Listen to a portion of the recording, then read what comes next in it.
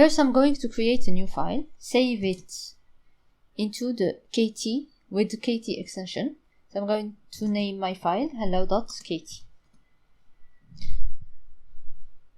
To write a code that will print a message, I'm going to first define the function main using the keyword fun followed by main. Then in the parameters, I'm going to define args as one of the parameters, as the parameter, and the type of this file, which is and the type of this argument as an array of string.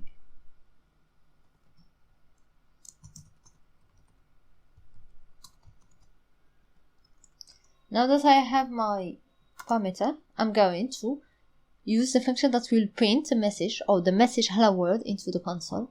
For that, I'm going to use the function println.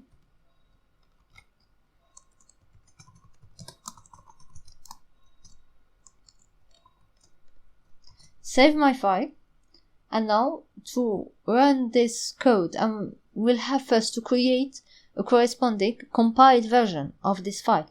So, or of this code. It will generate. I'm going to use the Kotlin C command line to generate the .class file. The class file will be named hello.kt.class, and then after that, I'm going to run the code using the Kotlin command and the generated class file. After that, the message hello world will be displayed. So first, I'm going to generate the class file.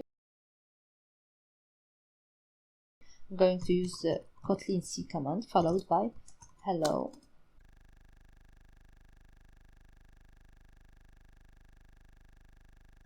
It generated a warning because I declared this args parameter and I'm not using it. It's a warning, so it should have compiled the file to see that or to check that. I use this ls command to list the content of the current folder.